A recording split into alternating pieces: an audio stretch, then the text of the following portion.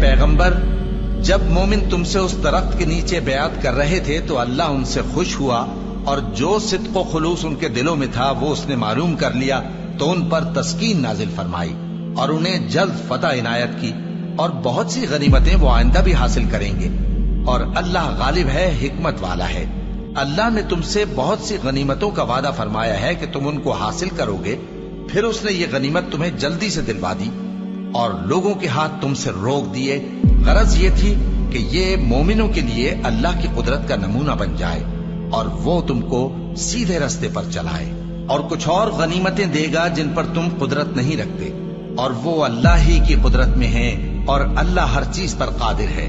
और अगर तुमसे काफिर लड़ते तो वो पीठ फेर कर भाग जाते, फिर वो किसी को न दोस्त पाते और न मददगार। यही अल्लाह की आदत है जो पहले से चली आती है और तुम अल्लाह की आदत में कभी तब्दीली न पाओगे। और वही तो है जिसने तुमको इन काफिरों पर फतहयाब करने के बाद सरहद मक्का में उनके हाथ तुमसे और तुम्हारे हाथ उनसे रोक दिए, और जो कुछ तुम करते हो अल्लाह उसको देख रहा है। ये वही लोग हैं जिन्होंने कुफ्र किया और तुमको मस्जिद हराम से रोक दिया और कुर्बानियों को भी कि अपनी जगह पहुंचने से रुकी रहें। और अगर ऐसे मुसलमान मर्द और मुसलमान औरतें न होती जिनको तुम जानते न थे कि अगर तुम उनको पामाल कर देते तो तुमको उनकी तरफ से बेखबरी में नुकसान पहुंच जाता, तो भी तुम्हारे हाथ फतह रहती, मगर ताखीर इसलिए हुई कि अल्लाह अपनी रहमत में जिसको चाहे दाखिल कर ले। और अगर दोनों फरीक अलग अलग हो जाते तो जो उनमें काफिर थे उनको हम दुख देने वाला अजाब देते।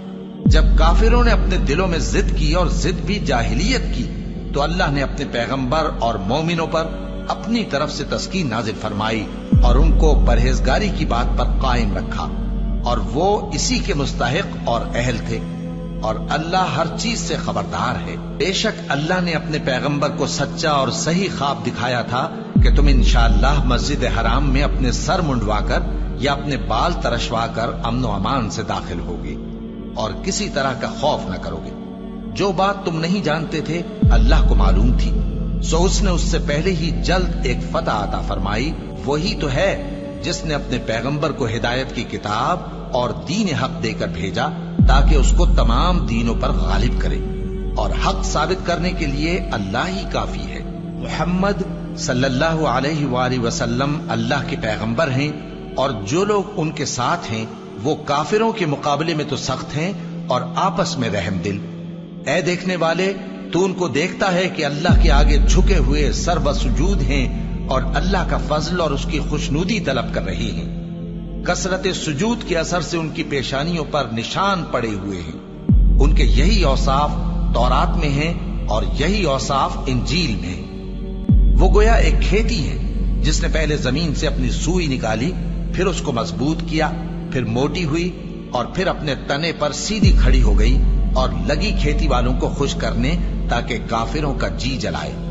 जो लोग उनमें से ईमान लाए और नेक अमल करते रहे उनसे अल्लाह ने गुनाहों की बख्शिश और अजर अजीम का वादा किया है।